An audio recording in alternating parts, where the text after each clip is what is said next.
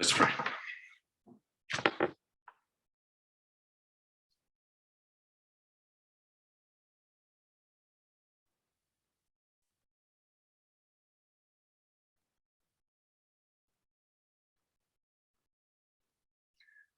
Lord, please bless us with your Spirit as we study the present truth, for we ask it in Jesus' name. Amen.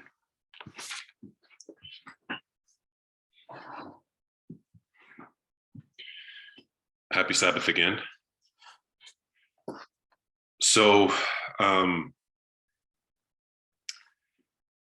in terms of what we will be studying today, as a bit of an introduction, I'll be drawing most of what I'll be sharing from a book, The Gender Knot, Unraveling Our Patriarchal Legacy. It's a lot of useful information in this book. So I'm just drawing on a portion of it. As always, we do have an obligation as priests in this time to sift through any material that any sources that we use, to distinguish what in it is in line with the message and what isn't. But nevertheless, I'm just putting it on the record that I am drawing significantly from a particular chapter in this book.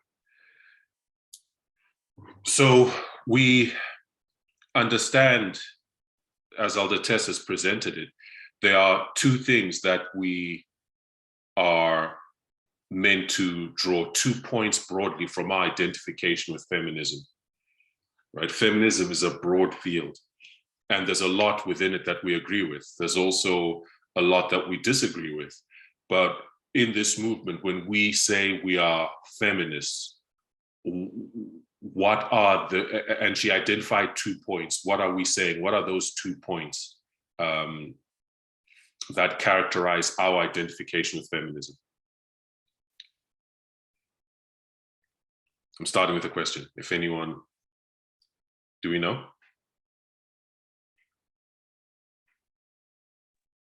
The personal is political. One, yes. And the other one?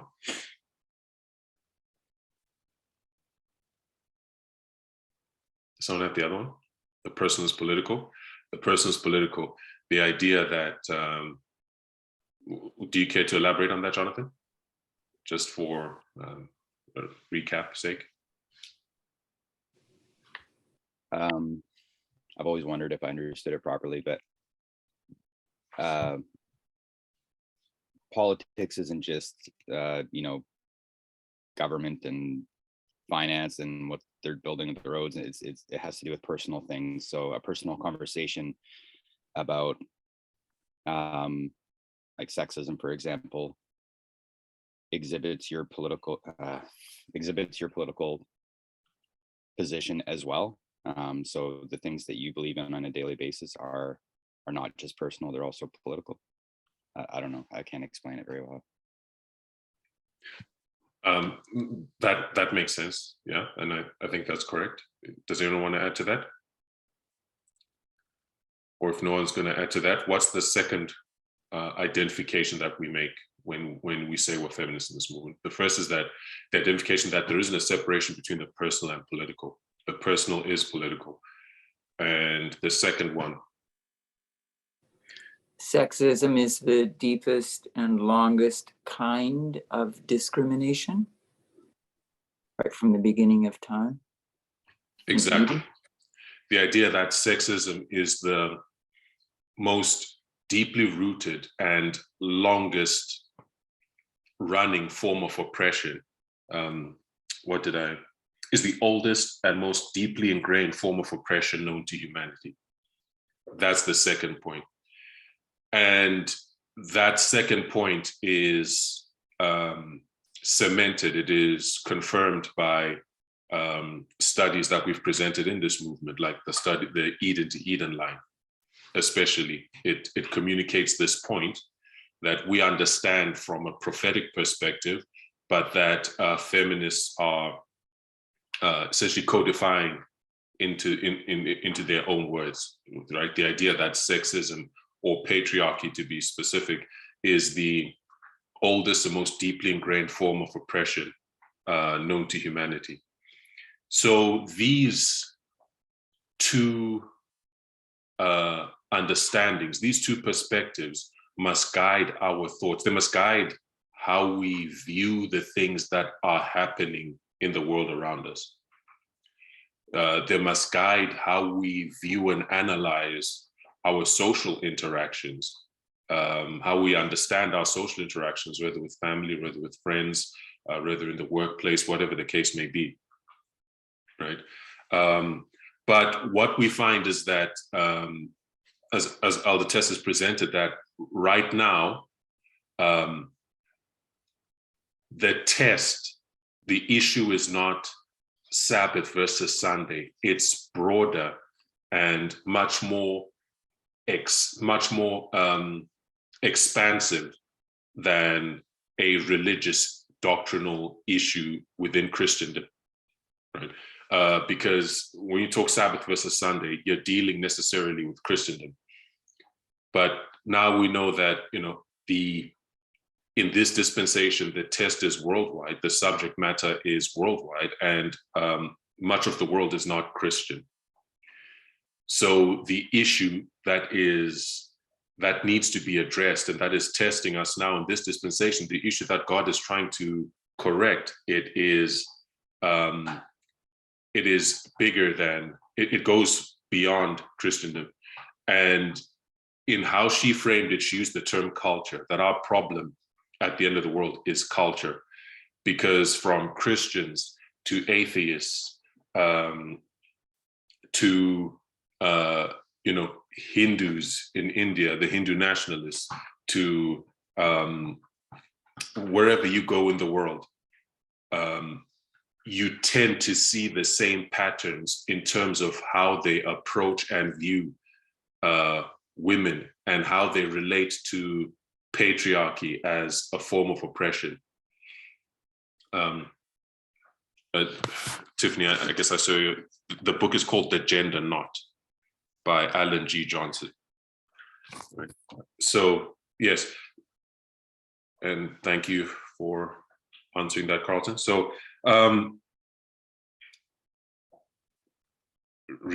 picking up my train of thought again, that wherever you go in the world, the cultures may differ, the religions may differ, the societies may differ, the races may differ, but you tend to see a common theme, and that common theme is patriarchy. And what is underpinning and supporting and promoting that patriarchy is not necessarily religion. It goes further than that. It's culture, right? You could take away Christianity. You could take Christianity out of the African continent. You will still have a problem with patriarchy because the culture is patriarchal.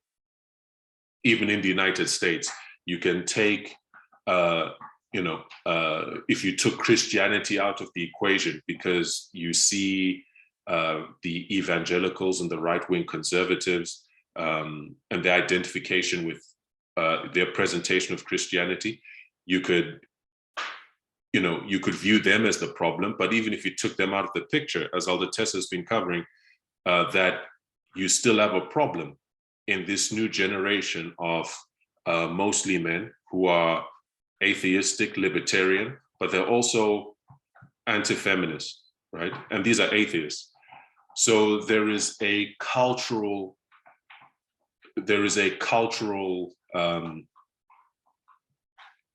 current, a cultural source, right? It's culture that is behind this problem. That is the longest and most deeply ingrained form of oppression that God, at the end of the great controversy, is seeking to, or rather, making it the final test to finally overcome this thing. Right? We know it's been progressive, but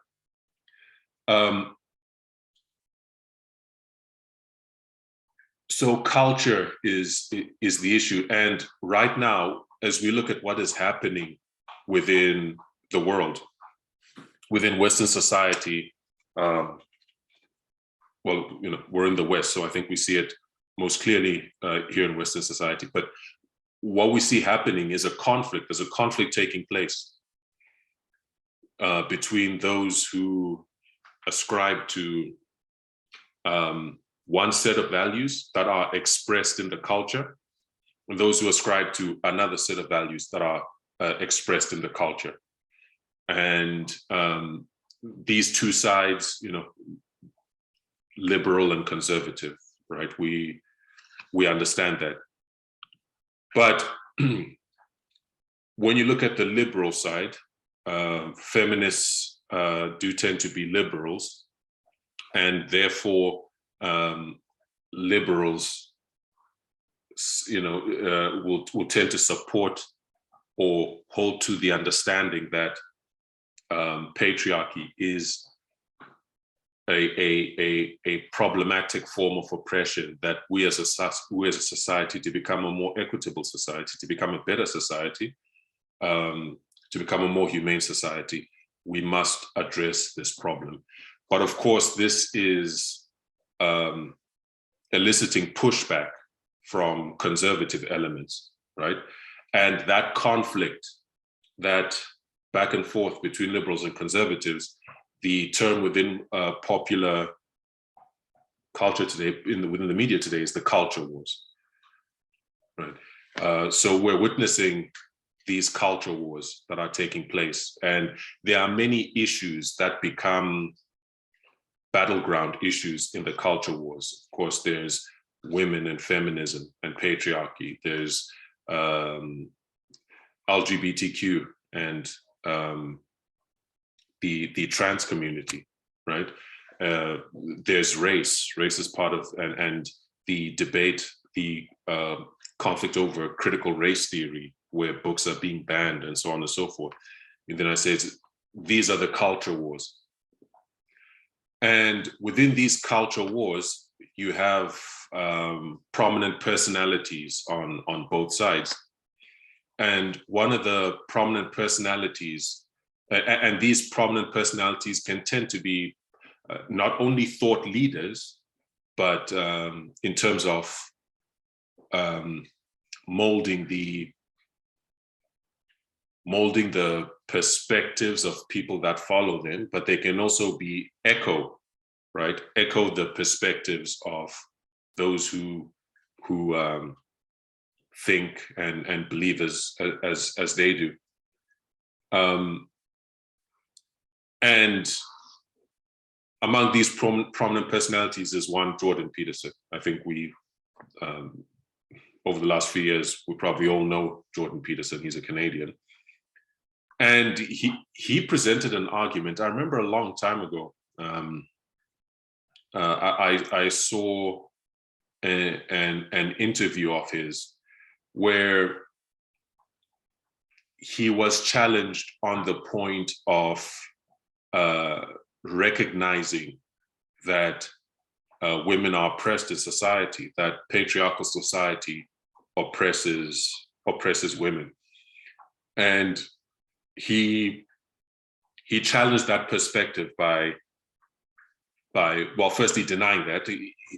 His response is basically that, you know what, it's a warped perspective of history. It's a warped perspective of history to view it as men oppressing women, because for thousands of years we had to work together, right? Men and women work together to survive in very harsh conditions, very harsh societal conditions. Men, women have had to cooperate to survive. So it's not fair, it's not accurate, and it's dangerous from his perspective to forward this idea that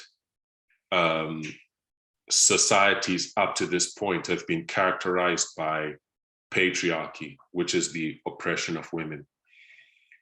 And the thing is, I have, and Jordan Peterson is one of the current thought leaders, we can say, on the right, within the conservative movement that is fighting in these culture wars.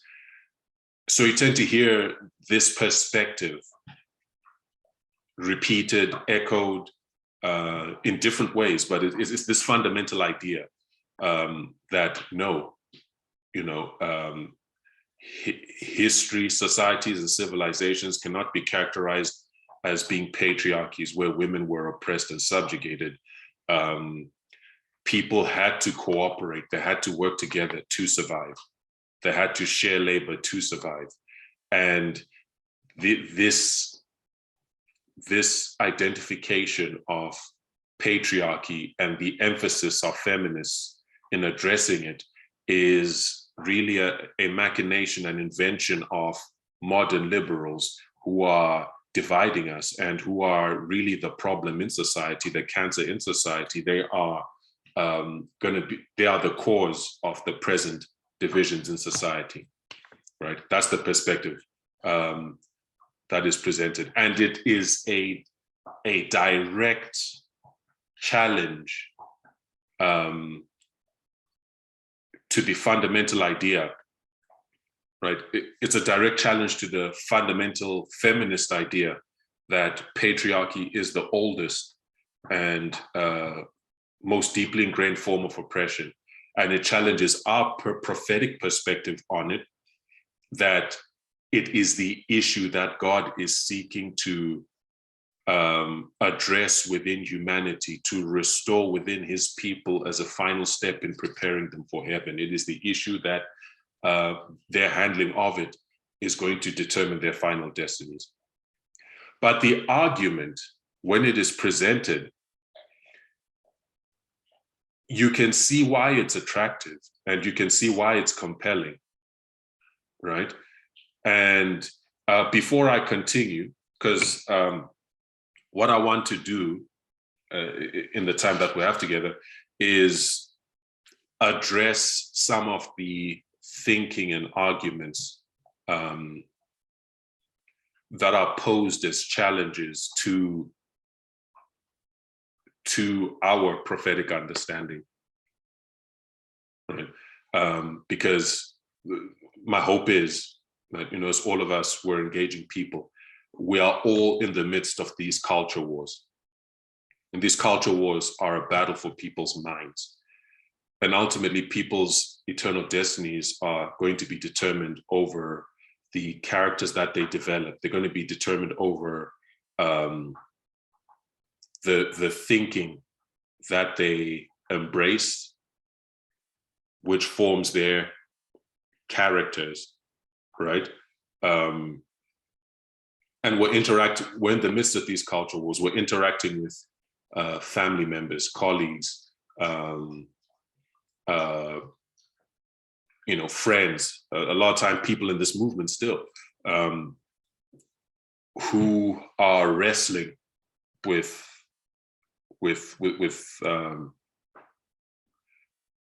how to view these things, right?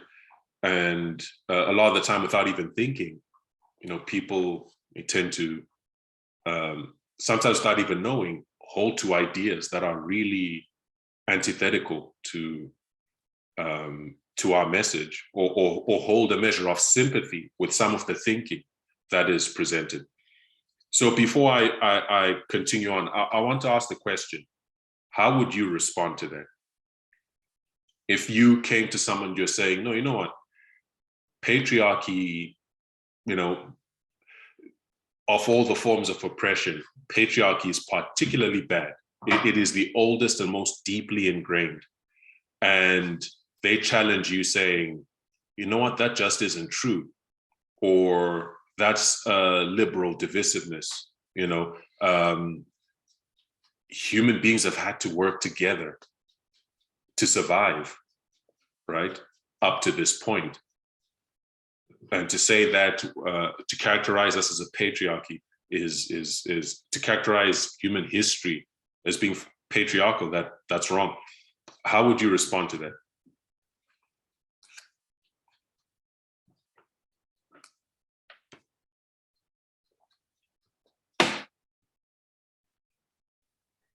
Sorry, can I make you repeat your question? Sure. Who is that? If I don't mind asking. Your partner. Oh, you sounded different.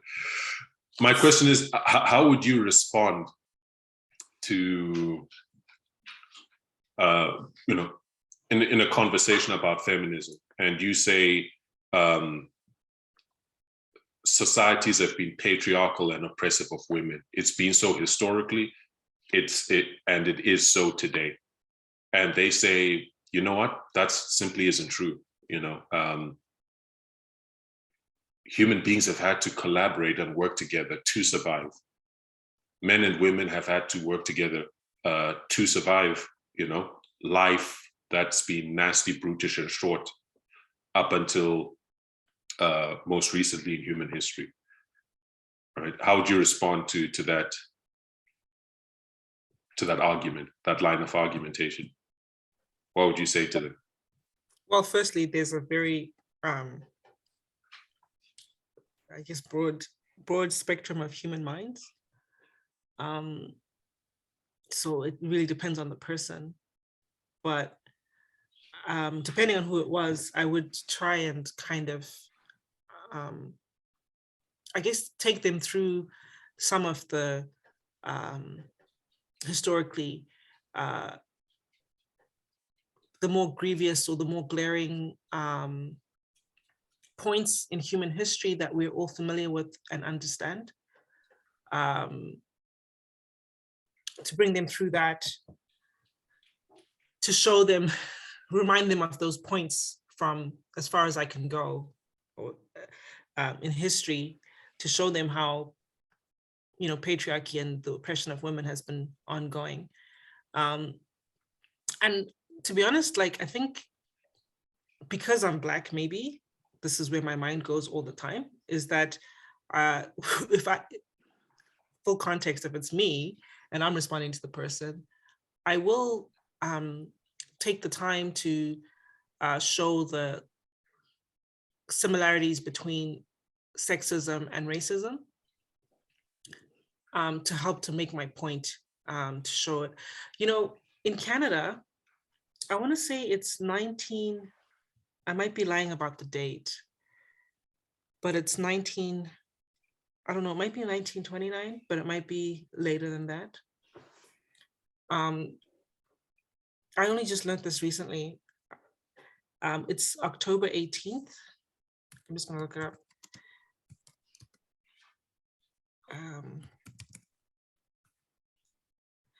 October 18 is it's called Person's Day in Canada, and it commemorates. It is 1929. I was right, and it commemorates the date that women were now considered to be people.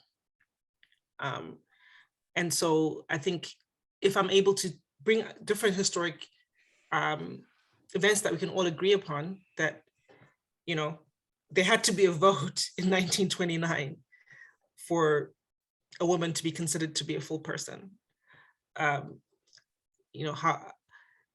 Anyway, I hope I'm picking up what I'm trying to put down. Okay, so you would respond by identifying, through facts of history that it simply isn't true, that, that is it's a distortion of the reality, because, we weren't just cooperating and working together to survive. It's not that simple, because, if we had to have a vote in 1929, you said, for women to be recognized as full people, that shows that, there wasn't equality, right? And that women were subject and subjugated and so on, right? That's good. Even after 1929, a woman, that vote, the person's vote, it allowed women in Canada to be able to vote. But you still, if you go further down the line, you'll see things where, women finally got permission to apply for their own credit card or bank account without their husband or father coming to co-sign or, sign off that they can do it. And like, even in 2015, I went to the border to land for my permanent residency in Canada. And the man who was the immigration officer that was dealing with me asked where my husband was, why I didn't come with my husband.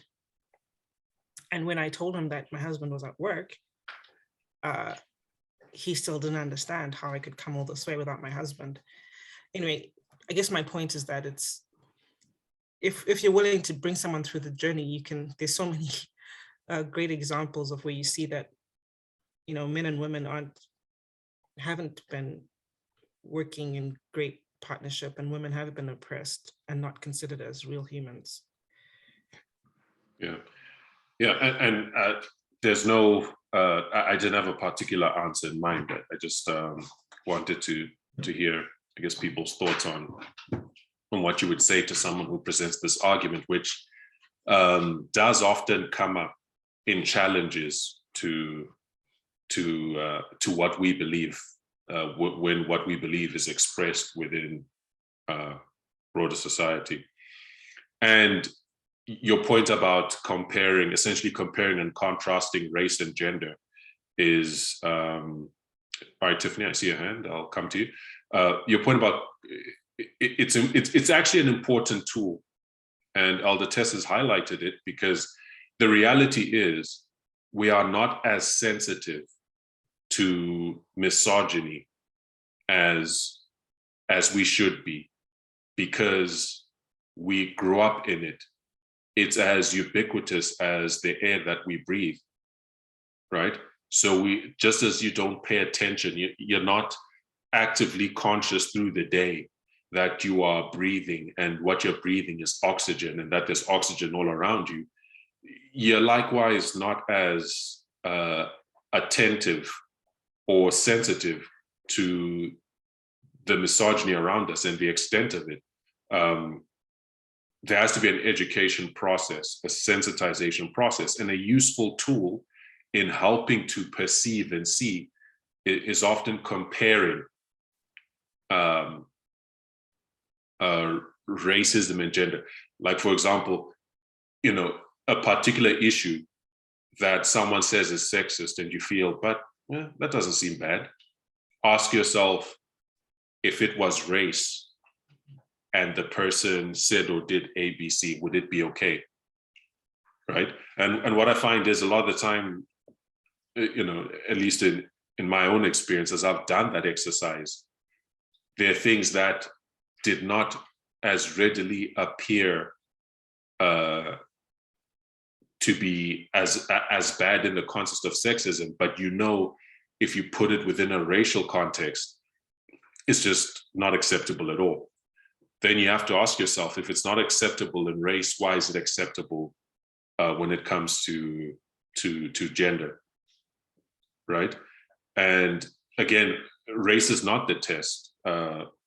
Gender is the test, but that is a useful tool. Comparing race with gender, it can be a useful tool in terms of highlighting the issues of misogyny, that in terms of helping you detect misogyny that needs to be addressed. And Carlton, you said you would respond with a question. Say, give me an example of what you wanted to do, but you can't because you're a woman. Okay, that's in the same vein as what Sakai said, I think. And Tiffany, you can go ahead. Well, I had a friend actually that I was talking to, but it was a year ago now, it was last summer. And I remember discussing this, and I guess my point is I didn't really I think I did what Sakai had said, like just, explain the race issue, but he had said what he had brought up was that that's only in America. Well, he didn't say that's only in America, but his argument was that there are some cultures that like women are, lifted up, and like it's not that way everywhere.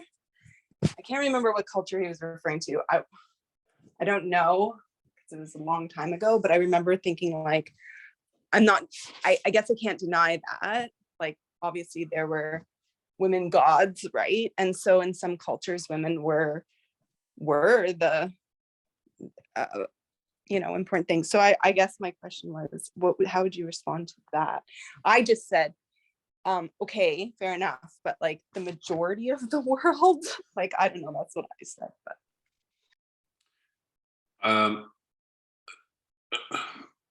I guess, and other people can chime in. My response to that would be, you know what, it's not,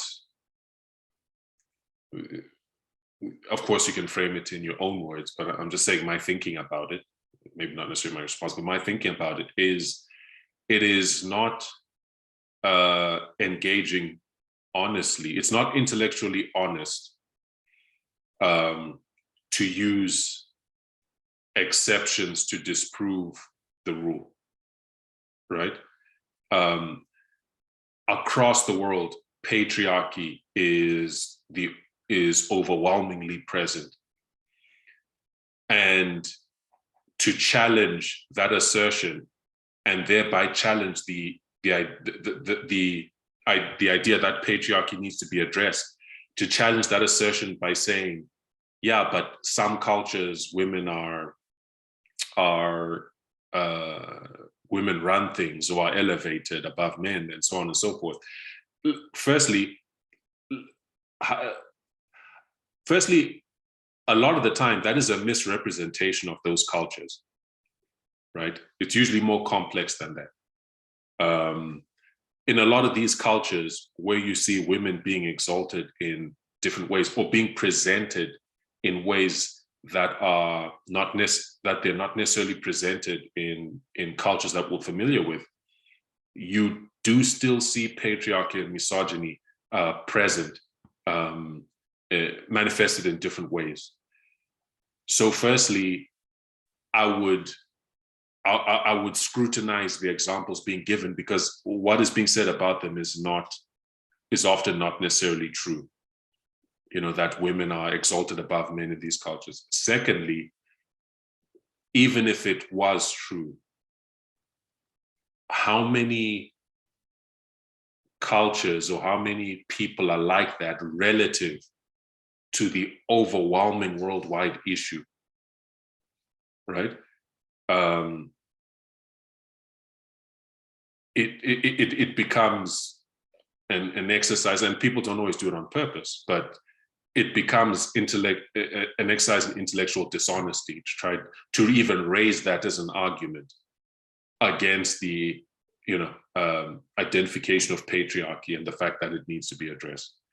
So that's my thought. I don't know if anyone has any more to add to that. It's like, it makes me think of sayings like that I've heard in the past that really, I think, for lack of a better word, whitewash sexism, when they say things like the man is the head of the home, but the woman is the neck that turns the head, appearing that the woman does have some kind of power, but she doesn't really, because she serves at the pleasure of the man. All that she does is because a man allows her to do it. That's still the underlying premise of what all is going on. And I think it's those types of statements or those types of thought processes that make, that give people kind of the license to say, well,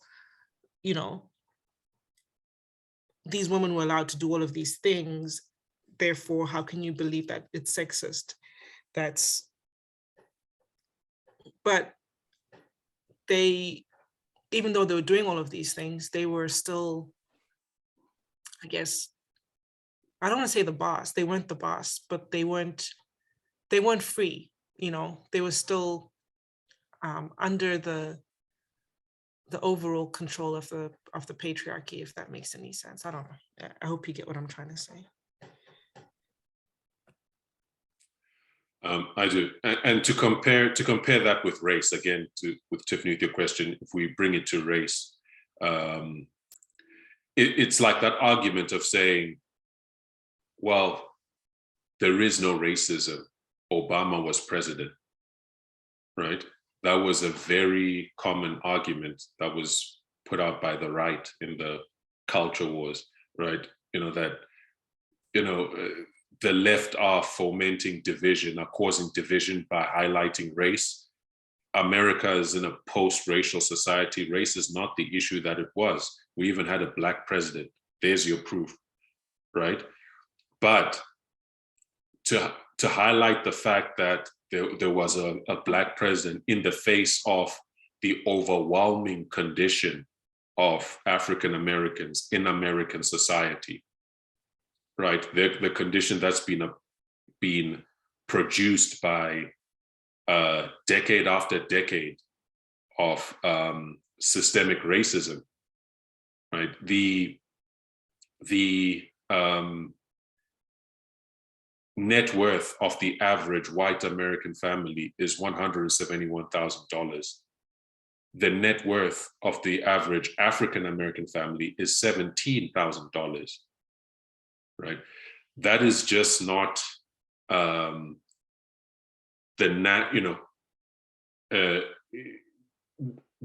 nature working itself out. That has been deliberately produced by systems, by systemic racism, by laws, policies, and culture that's been put in place to subjugate certain classes of people. Right? So you cannot say, well, it's not intellectually honest to deny the reality of racism and systemic racism because there was a Black president. Right? So you cannot deny the reality of patriarchy and its extensive effect, its extensive reach and effect worldwide, because maybe you can point to pockets in the world where that's not the case, right? And even the places that they point to and say that's not the case, I'm saying a lot of the time when you scrutinize more closely, it is. But I'm just saying that it's not intellectually honest. So Vicky's iPad, I guess that's you, Debbie? Yes, Tabo, thank you. And just to pick up on what you're saying, you know, you think of all the number of times, quote unquote, a glass ceiling is broken, or the first, you know, female president, the first female Black vice president, or the, you know, whatever all the different firsts can end up being, whereby it is really revealing how oppressed women have been, simply because 2021, 2022, and here we are having a first, you know, even the argument in terms of the US Supreme Court. And, you know, some of the graphics that have been put out there, you know, all of the whatever number of years, I won't do the math, but whatever number, 100 and plus whatever years, white, you know, then you get, you know, like one Black man and then eventually one Black woman, and then a second one, but at the same time, that's evidence really of how hidden the oppression has been. I like what Sakai was saying, what Tiffany was saying in terms of the comparison and contrast, you know, and Tabo, your points are excellent. The arguments coming back because many times people are not aware themselves. They genuinely do believe, you know what, it's not an issue in 2022. Sexism, feminism, it's sort of a skewed perspective that has an agenda attached, which brings me to what I was going to say or ask actually is, your question was well taken. Another question that possibly surfaces a little more within Adventism would be, patriarchy is God's way. So of course there's patriarchy. Mm-hmm. It's biblical. And then basically having to come back to counter that, you know, that's a more of a religious challenge than a Jordan Peterson, you know, secular kind of challenge. But it's a real way that a lot of people think. And anyway, I just wanted to toss in a remark about your comments. No, thanks for that, Debbie. And I Jonathan? wanted to say something. Oh, go sorry, ahead. go ahead. No, if Jonathan had his hand Yeah, up. Jonathan had raised his hand, yeah. So, yes, Jonathan?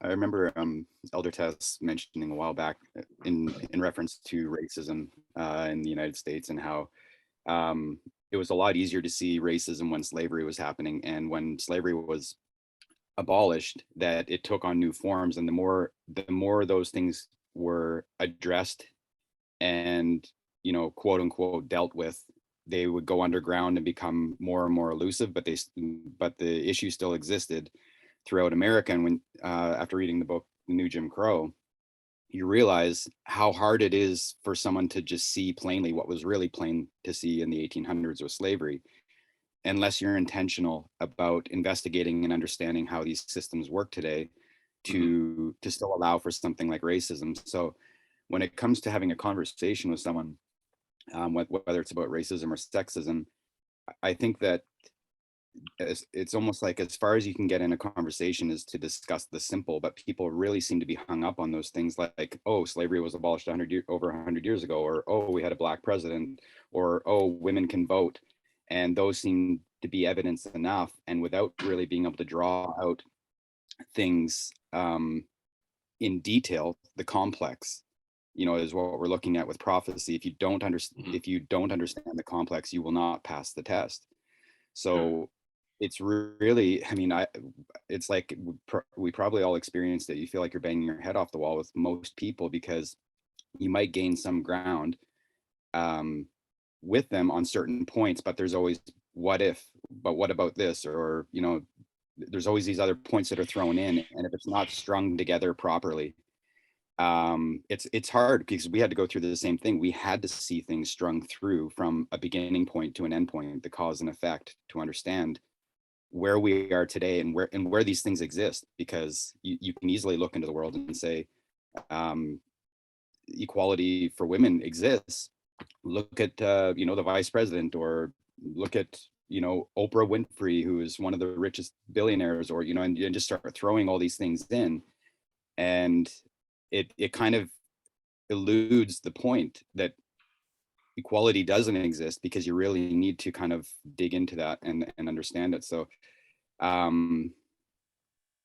don't know what the answer is, because I keep thinking, like, I still don't know how or what to say to someone, because they do raise the same issues, the same points that I used to think of a long time ago. And I don't know how in 5 minutes I could possibly even persuade someone to think differently, if they're not willing to put in the time and effort to understand the bigger story, to put in the time to kind of investigate, to read a book, to watch a documentary, you know. And that's kind of the hard part, because there's only so much you can say in a short conversation. That's kind of my thought. And that's true, you know. I had a point at the top of my head to add to what you said, but it's just slipped my mind. Sakai, go ahead. I was gonna say, like, this past week, two things happened. One, I attended a conference for women in mining in Saskatchewan, and the day after I did that, I I had a call with the president or vice president of projects for my company, which is a global organization. I don't know where she sits. I think she sits somewhere in the States, but so like basically the most important person in projects, and she happens to be a woman. And she sat about 7 of us down to ask us what our experience is like as a woman in projects. And it was wonderful for me because of the day before, I'm sorry, the buildup is long, but like the day before I'd been at this conference talking to all of these women about what they feel like is being a woman that's working in the mining industry.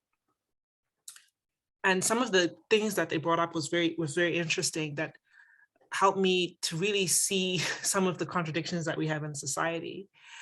And so when I was talking to this vice president, and she's asking, what's it like? And I was like, you know what, to be honest, for me personally, it's been great. You know, I don't plan on having kids or a family and stuff like that. It's just me and my partner. So the demands of the job, I'm able to work around because it's just the 2 of us and he's flexible. But then I said, you know, after having been at the conference talking to all these women, I was like, but the problem is that as organizations, because they're like, oh, because she's basically asking, how's the company doing? Do you feel that we're doing a good job including women and being inclusive and trying to increase the number of women working in the organization? And I was like, yeah, you guys are doing a great job. And you are, for me, you're really serving me well. But what I said was, you know what? Companies and organizations are putting in all of these policies where they're saying, well, we want to have 50-50 women and all of this, which is all good stuff, right? And from the outside, you start to feel and see like, it looks like equality because the percentages the scales are being tipped and the percentages are increasing of women in these male dominated fields, which seems really exciting. But the issue that, you know, a lot of people raised when I was at the conference that I raised with this woman was, though companies and organizations are changing, society hasn't changed. Society fundamentally is still sexist. So the things that you're hearing from women are, well, yeah, the organization will hire me, no problem. But working in mining, working in industrial major project construction, the shifts are 2 weeks on, 1 week off, 2 weeks on, 2 weeks off, 21 days on, 7 days off. And a lot of the women were like, as much as the company is willing to hire me, I'm still a mom. I still want to have babies. I still want to do all of these things. And one of the women said to me, if I'm at work 2/3 of the time, so that's like the schedule that I'm on, I'm at work 14 days and 7 days at home. So if I'm gone for 14 days and only home for 7 days, if I'm a young woman that's just gotten married, how do I get pregnant? And it's not something that I think about. So I was like, that's a good point, like, because pregnancy has to do with timing. And it was one thing, you know, the conversation that we had following that was like, well, when men were working 14 and 7, you know, they'll ask for an extra week off so they can stay home to get their wife pregnant. And she's like, for me to have that conversation with my boss, I just can't have that conversation because it's like, well, it's like you're bringing another complication for why we shouldn't be hiring women, because now she wants to go and stay home so she can get pregnant. Anyway, I don't know if I feel like I'm rambling, but all I'm saying is that we're seeing shifts on one side of society. And even when I'm talking to this woman who's the leader in projects, she says to me, well, the response that I'm getting from her and the group is kind of like, well, she's not trying to say it this way, but the impression I'm getting is, well, it's kind of how the cookie, one of the people, the HR person that was on the call was like, well, you know, you kind of just have to accept that these are the rotations you have to work, 14 and 7, while we're in construction. But once we get into operations, the rotations are going to be different. And it's like, and in that moment, I felt like she's getting halfway. She gets it that we need to have more women in the organization. This is a major project, which is probably like, it's a 6-year run. And we already have like our second phase being commissioned or being brought into play. So this project could be 10 years long. And so what you're saying is, if I want to be a woman who works on this project, I have to wait 10 years before I get a normalized schedule so I can have a baby. And if I start when I'm 25, by the time I'm 35, it's a geriatric pregnancy. So it's just, what I said to her was like, that's not actually a good enough response. We have to think about things differently. I mean, the reason I'm raising it today is just, in the conversations that I had this week, the thing that was coming to mind, or the thing that was really becoming blatant to me, is that on one side, we are understanding that we need to change things and include women more to have some sort of equality and gender balance, whatever you want to call it. But on the other side, at home, our roles aren't changing. In society in general, it's not changing. It's still sexist. And so there's a huge contradiction that is still preventing women from having true equality and being able to participate in all scopes or scenarios of life. Because anyway, we're bringing women into the workforce, but we're not actually providing the things that they need to suit their needs, and we're not changing their situation at home.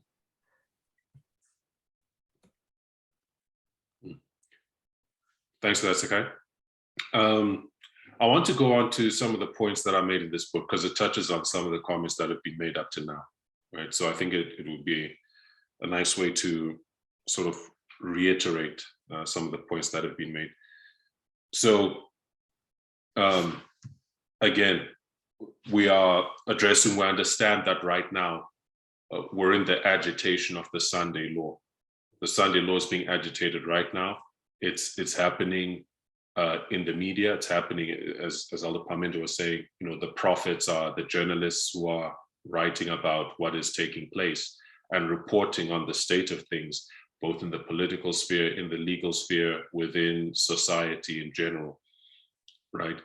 And we know that, for the Sunday law to pass, the conservative element must win the culture war, essentially, right? They will win the culture war, but this war is taking place. We're in the midst of it, and it's a battle of ideas. It's thinking. It's a battle of arguments, really, which are shaping people's minds and ultimately how they think and how they treat people, right? So in responding to this issue, this book says, openly oppressive systems of privilege like apartheid in South Africa or slavery in the United States, these provide a comforting clarity because it's plain to see who oppresses who, right? It's clear, right? Apartheid South Africa, you have, a sign saying white only beach, no blacks on the bus type of thing. The oppression is blatant. It is clear.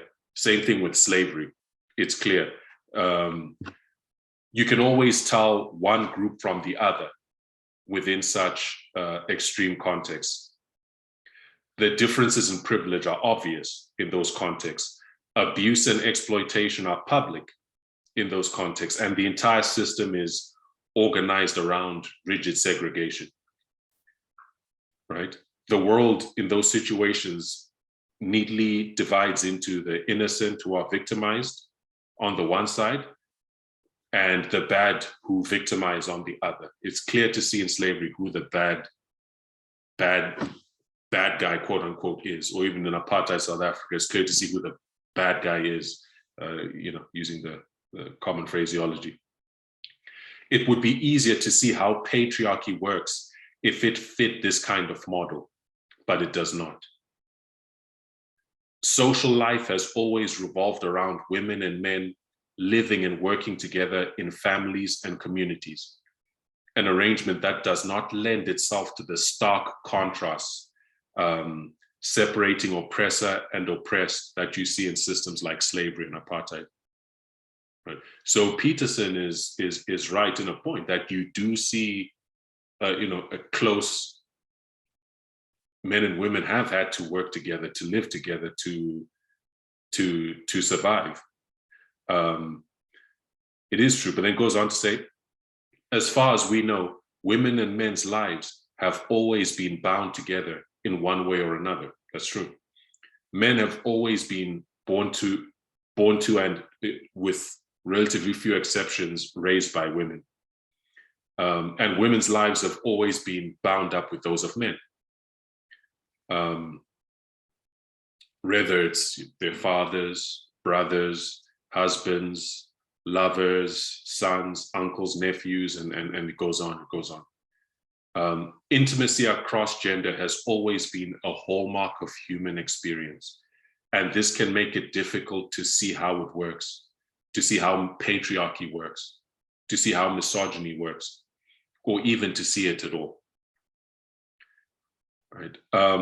One way in which this is difficult to see shows itself through the idea that since both genders share in a common social reality of everyday life, they must be equally responsible for creating and maintaining it. This implies that neither gender dominates the overall scheme of things. On one level, this is of course true, since unless people live as hermits, they have to participate in one society or another. And unless they're going to live in open rebellion all the time, with all the risks that come with it, they will go along to get along. So it is invisible that both women and men will to some degree support patriarchy as the only way of life that they know. And I guess I wanted to speak to that point, that when you look at systems of oppression that have been created, like slavery and apartheid, those are used as examples by people on the conservative side of the culture wars.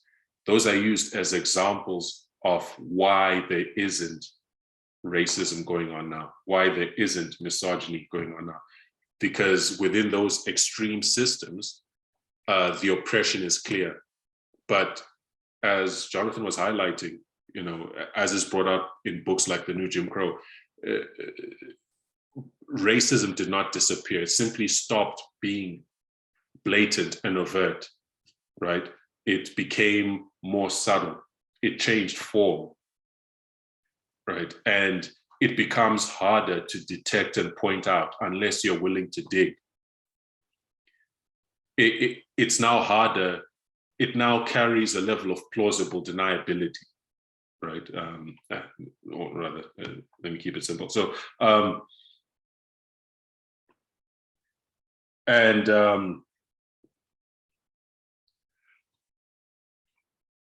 it is true that there's this interdependence when it comes to the genders, that, as men and women, we've had to work together, we've had to live together, and we've had to create consensus within our society, because civilization, society cannot survive without consensus. But that does not change the fact that that consensus has been patriarchal and advantages men to the disadvantage of women. And I guess, okay, the point I want to make is in connection with the following paragraphs. Sorry, so I'll read on. All right, so that interdependence does not change the reality of patriarchal oppression. It does not negate the reality of patriarchal oppression. It says, but going along with patriarchy also makes us part of the consequences it produces. When the details of our lives are shaped to reflect patriarchal reality, oppression can blend into the rest of social life. I'll read that again. When the details of our lives are shaped to reflect patriarchal reality, oppression can blend into the rest of social life in a seamless field of mundane normality. Pain, loss, and conflict appear not as something remarkable or out of place, but simply what life is, or as personal problems caused by faulty personalities, bad childhoods, or some bad luck that could happen to anyone. What is harder to see is how systems like patriarchy promote individual troubles and connect them to one another. The tendency to fuse privilege and oppression with visions of ordinary life is most common where the lives of the dominant and subordinate groups are integrated in close and interdependent ways. This was true to some degree to the upper and servant classes in Victorian England and of slavery in the United States, but neither of these systems compares with the intermeshing of men's and women's lives over thousands of years of human experience. As a result, the path of least resistance is to experience patriarchy as normal, consensual, and serving everyone's needs and values.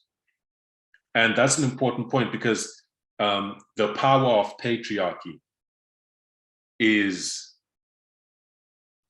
in its ability to normalize oppression, to make what is fundamentally inequality, subjugation,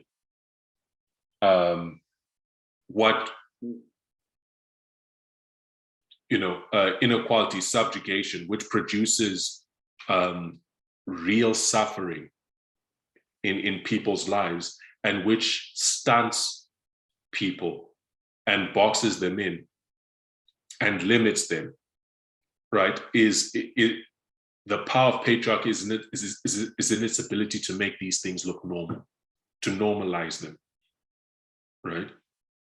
So that they are not seen for what they are, but that they are seen as the unquestioned status quo, right? What life is. I think that's an important point, because the extent to which it is normalized,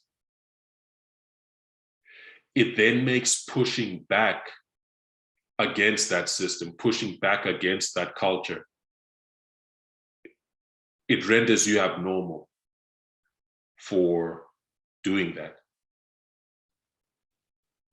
right? When you feel oppressed by the culture, the cultural norms, whatever the case may be, and or you see people around you who are being oppressed by them and you push back against it because that patriarchal oppression is normalized, you then look abnormal for resisting, for pushing back. And that has repercussions, right? That has repercussions. So the status quo, just going along and accepting it as normal, consensual, and serving everyone's needs and values, that becomes the path of least resistance. It's the easier thing to do than to push back against it, even if it's oppressing. And what this passage highlighted is the extent to which men and women's lives are enmeshed, are closely bound with one another, right? So the result is when you push back against it, against patriarchy, that has repercussions because of the extent of that enmeshment. If I use an example, say, with the global economy at this stage is so enmeshed, it's so interconnected that what's going on in far-flung Eastern Europe with Ukraine is affecting, is causing spikes in the prices of bread in across the African continent, right? Or what is going on with Russia, all on the other side, right on the other side of the world, is affecting the price of the kerosene that poor people need to live in, need to live and to cook their food in Guatemala, right? There's such a level of enmeshment that any movement or effort to extricate yourself from it has repercussions for you and has repercussions for other people. And it's the same thing with patriarchy, that when you push back against it, it will have repercussions for you, for your relationships, for your family relationships, could have repercussions for your professional life. It could have all levels of repercussions for you. So the easier thing to do is to take the path of least resistance. Human beings, we do that naturally. And just to accept that, well, this is normal, let's get on and, move on that way. Yes, Debbie.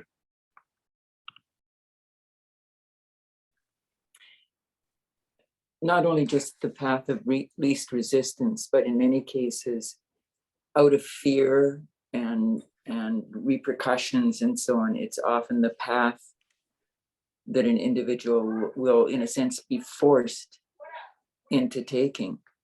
Don't fight back, don't say anything, you'll lose your job, you'll be beaten, whatever, etc. So the path of least resistance, because it takes effort to fight, but sometimes it's the whole spectrum of path of least resistance, because sometimes I'll lose my life if I speak up, or I'll be out on the streets, or whatever it happens to be. Yes. More serious repercussions come. Yeah, Debbie, that's, when you said that, it just kind of flagged my experience when I was in this conversation with this woman, who's the boss of everyone who's in PHP projects. When I got off the call, I kind of sat back and I thought to myself, maybe I was too frank.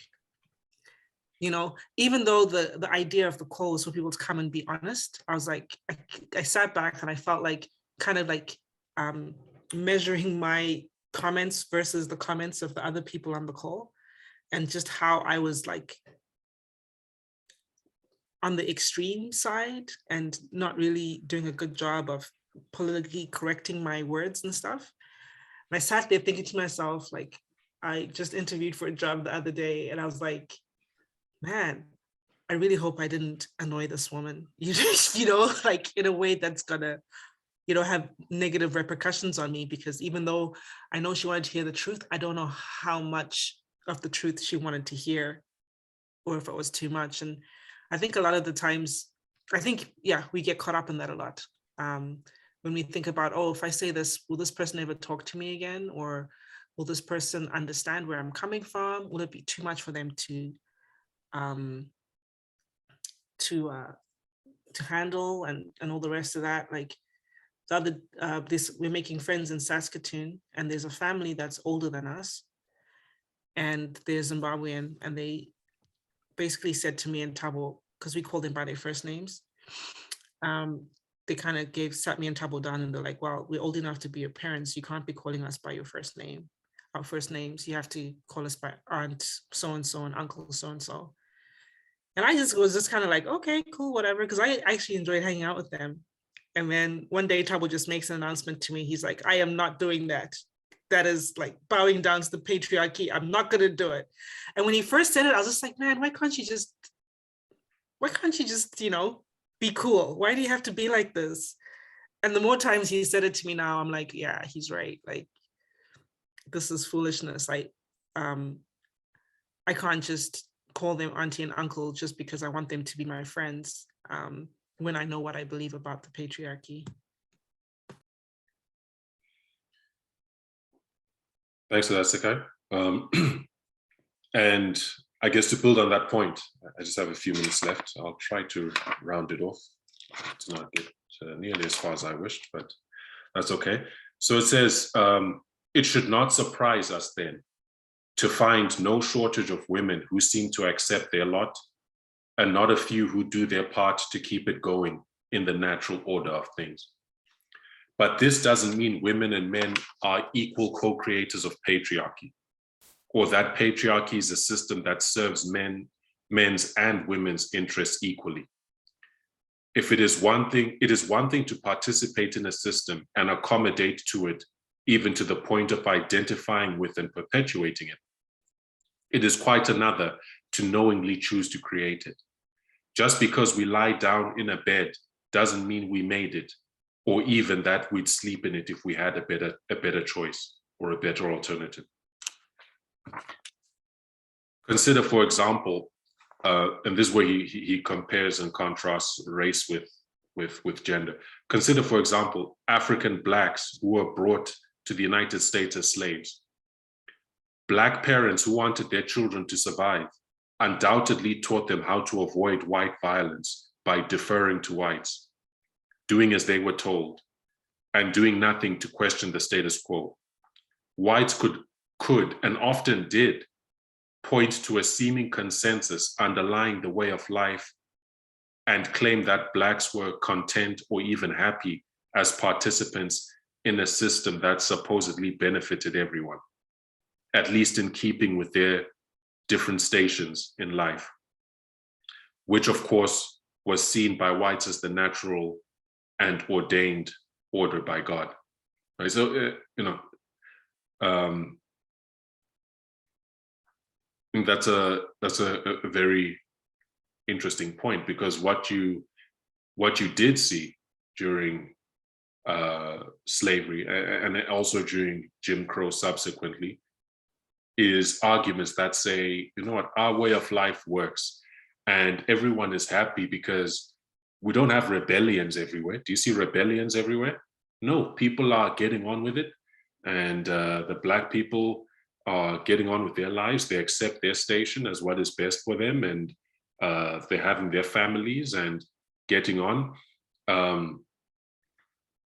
It works. Everyone is happy. You are the one creating a problem by calling it a problem, by calling how we're doing things a problem. And it's the same thing with gender, that the fact that people get on, and the fact that you'll find many women who even defend the status quo as the established order, as what's best for women, what's best for them, does not, you have to look at the context, right? That what is the alternative that that person has? What is the cost that they would have to pay for choosing an alternative? Well, firstly, is there an alternative that that person even has to choose from? And if there is, what is the cost to them of choosing that alternative? Right? And when you examine the context, you see, well, there's a very painful cost to the individual that comes with challenging the status quo, challenging patriarchal norms. Then you can see why, as human beings, you can see why people make the choices that they make. But the fact that there is consensus within society, the fact that people get on and get along, does not mean that it shouldn't be challenged, does not mean that it is still not fundamentally unjust. It does not mean that it's evil, that it isn't evil, right? Evil is a strong word. Patriarchy is evil, and the way society is carrying on, even if people are getting on, able to get on with their lives, form relationships, get on with careers, whatever the case may be, does not change the fact that it is fundamentally evil. right? It's normalized, it's normal, but it's still evil, right? And it's evil in its effects fundamentally, that it has on people's lives, people's minds, and so on. So I'll continue. But this is false consensus based on choosing the lesser of the evils offered by an oppressive society. Equally false is attributing the kind of responsibility that goes with free and considered choice to those who accommodate themselves to a system that oppresses them. I'll read that again. Equally false is attributing the kind of responsibility that goes with free and considered choice to those who accommodate themselves to a system that oppresses them. A coal miner's son, for example, may be said to freely choose to be a coal miner instead of a Wall Street lawyer, in that no one overtly coerced them to make that choice. We could also say that a Wall Street lawyer's son might freely choose to follow in his father's footsteps rather than to be a coal miner.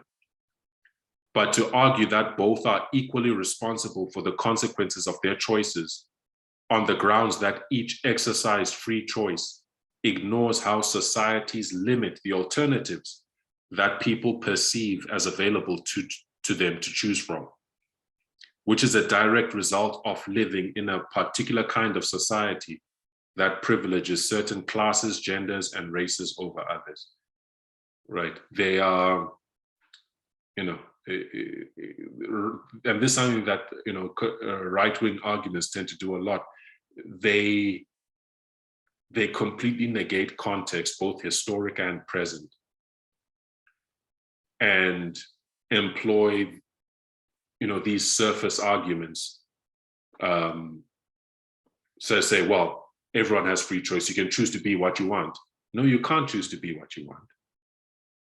There are all these contextual barriers that you face on account of your race, on account of your gender, on account of your economic class, whatever the case may be. You can't just choose to pick who you want to be. What you find is the effect of these type of arguments, it's always to maintain the status quo, which benefits them. I'll continue on. Of course, no society can exist without some degree of consensus, and both women and men do participate in life under patriarchy. But we have to ask what this consensus is based on, what different groups of people get out of it, what their alternatives are, and what are the terms on which they participate. When women go along with the inferior social standing that goes with being female, they do not do so because it is an attractive and enviable thing to do in patriarchal culture.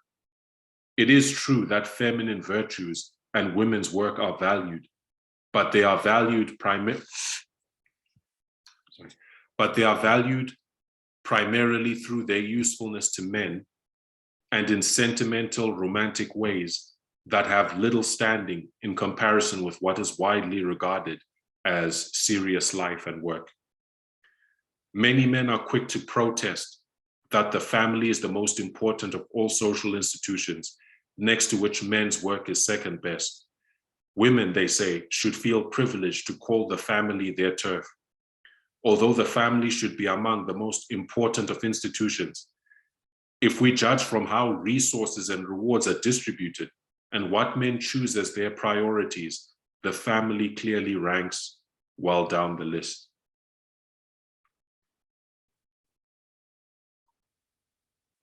Most women accept their status because it is all they know or the best they can get.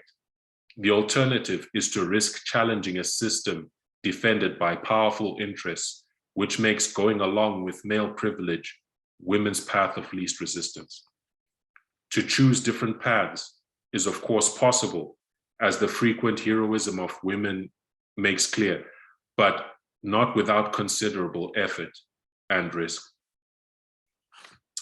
So it goes on, of course, there are lots of points that can be made, but I'm out of time, so I'll just round off that basically we've had a study about feminism and patriarchy within the context of the culture wars that we're in. We're in the agitation of the Sunday law. And the culture wars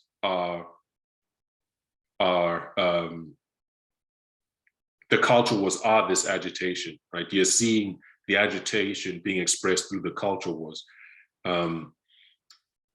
And within these culture wars, various arguments against what we believe are set forth by those who are preparing to pass the Sunday law. And we've had a study and a discussion of, unpacking some of those arguments and setting forth the truth in contrast to those arguments. So I'll just invite any closing contributions before we close the prayer. Does anyone have any thoughts or questions before we close and pray?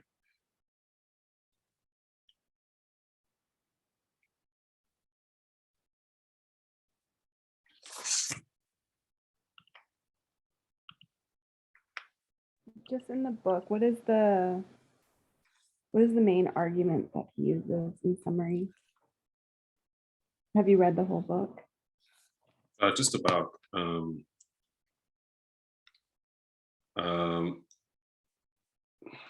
just read the back. It says the gender not is Alan Johnson's response to the pain and confusion that men and women experience by living with gender inequality, explains what patriarchy is and is not, how it works, and what gets in the way of understanding and doing something about it. That's basically what the book is about. It's unpacking patriarchy, what it is and isn't, how it works, and what gets in the way of understanding what to do about it. It also has an entire chapter on feminism, what feminism is, and feminism's part in the part feminism plays in the picture of addressing patriarchy. Yes, Debbie?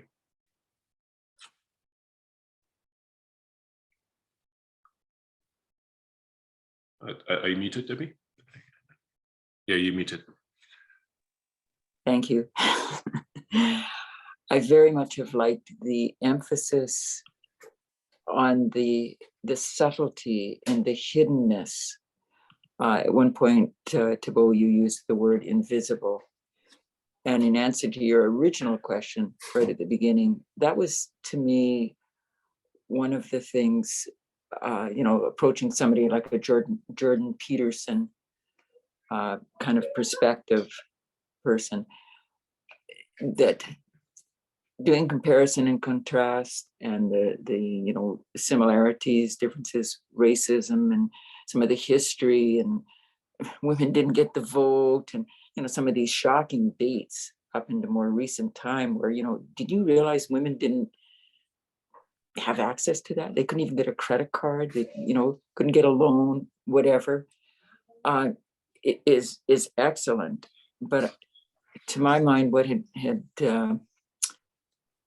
popped up in my brain was this, the invisibility of it all.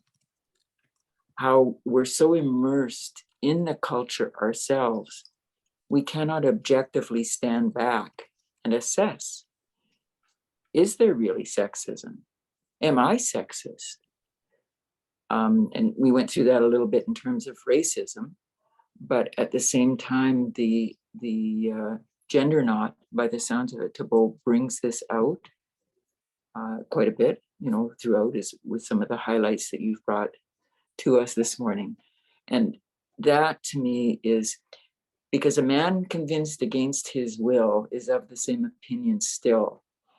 And until people that we're dialoguing with can start to acknowledge, oh, maybe there is some sexism still evident in 2022, and look deeper, they'll stay with the same mindset, and they'll think it's an agenda that's just, an agenda is being pushed, and they're going to counter it and fight against it. So I appreciate that the invisibility of it all. The culture is so, we're so immersed in the culture, all of us alive on Earth, in whatever culture in which we're living. And it's permeated every culture in the world. And to help others to be able to see that and recognize it, and maybe give them a little pause to perhaps just start opening their eyes to a situation where, oh, maybe this is one of those situations. There is some sexism operating here, is a success, a pathway to success if we're able to do that. But thank you very much. It was excellent. Oh, praise God. Any? Yeah, I wanted to add to what Debbie was saying about the invisibility of it all. I think it's something that I'm seeing in, the regular world and in the movement sometimes amongst us, which I think, by God's grace, we're growing and learning, is that there's all this buzz about equality and fixing things for women and being more inclusive, having more inclusive and diverse work cultures and work. And what Debbie said to me kind of rang true, is like, in a way that we figure out what is acceptable to say when we're in public. We figure out what is acceptable, how it's acceptable to think when we're interacting with each other in a public standpoint, that, feminism is good. And so we talk that way, but I think it's that we forget that it is the oldest and longest form of discrimination. And it is actually so ingrained within us that if we're too much focused on just whitewashing ourselves, so we're saying and doing the right things and not actually taking time to really question almost everything about the way that the world works, we don't actually truly change. And an example that I have from that is, when I was at this conference this week, there was this woman and she was doing a presentation on diversity, equity, and inclusion. And she, had a lot of really great stats that she was sharing, and it was really well put together study. And I learned a lot about, the true state of things in the world for women, because she was kind of focusing a conversation around women in mining. And then she said something that she felt I think she thought she was saying a good thing, but for me, it raised an alarm bell. So she said, in one of the mines that she had consulted, because she's a consultant, she had consulted with somewhere in the world, they had been having a really big problem with rape and sexual harassment of women underground. And so they went in and they kind of studied the problem and, implemented some changes underground to alleviate this problem of sexual harassment and rape. And then she proudly says that, we were able to reduce the instances of sexual harassment and rape for the women in this mine by 14%. And for her, that was great, because, from what consultants do is measure progress and say, well, we made a change, 14% change, that's awesome. And me and a couple of other people in the room kind of like afterwards were kind of stunned, because while they had made an improvement, and then that's where it just kind of ended. It didn't sound like they were still doing more innovation to fix the problem. 14% was great. And me and a few other people in the room, when we were talking afterwards, I was like, man, I shouldn't say man, but I was like, can you believe it? They still have 86% of the rape and sexual harassment that they had before they started. So say it was 10 people being raped, now there's 8 people being raped instead of 10. And anyway, I don't know if I ramble a lot these days, but I think there's a lot of nuance and in the whole topic, in that we so sexism in different ways, abuse and all the rest of these things have been so normalized that even for us who are trying to reverse or do good, sometimes we get stuck, we get caught up in the invisible nature of it because it's been so prevalent. Yeah, exactly, Debbie. What about zero tolerance policy? Exactly.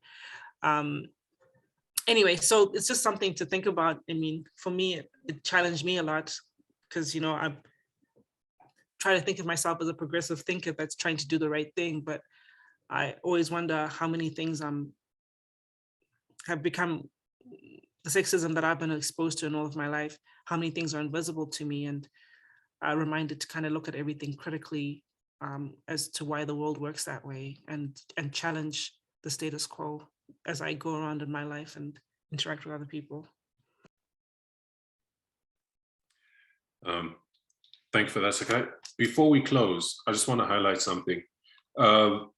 This morning, an article from Time magazine was shared to the Bible study group. I think it's an article we should all read. It's called, "It's Time to Rethink the Demeaning Ways We Describe Pregnancy." Something that's important, I guess, you know, is, and it's been emphasized, is I guess our language. Because the language that we use is often a manifestation of and a way by which patriarchy and misogyny are uplifted, right? And this article, it addresses, you know, the language, the terms that we use for describing pregnant women, because that's something, at least from my cultural background, where it's rife with misogyny. So I'll post the link. The link is in the chat. And yeah, I'll encourage us to copy and paste that and read it in your own time.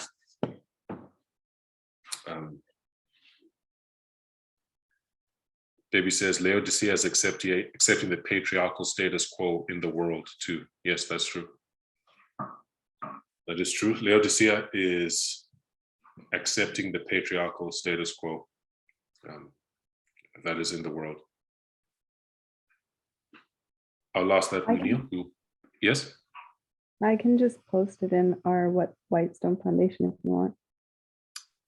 Sure, yes, you can just post the link there too. If you don't mind, that would be great. All right. Oh, no, I hadn't sent the link to everyone. Hang on, let me send the link, then we'll close the there. There's the link. It'll be in our Whitestone Foundation group, but it's also here if you want to copy and paste it. It's in the chat. All right, let's close the word of prayer.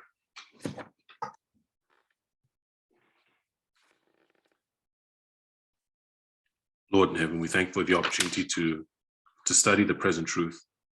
Now in the time period as we're witnessing all around us that the Sunday law is being agitated, as we witness the culture wars, and as we navigate our own thinking and character development. Lord, may you guide us. Help us to be the lights in the world that you need us to be.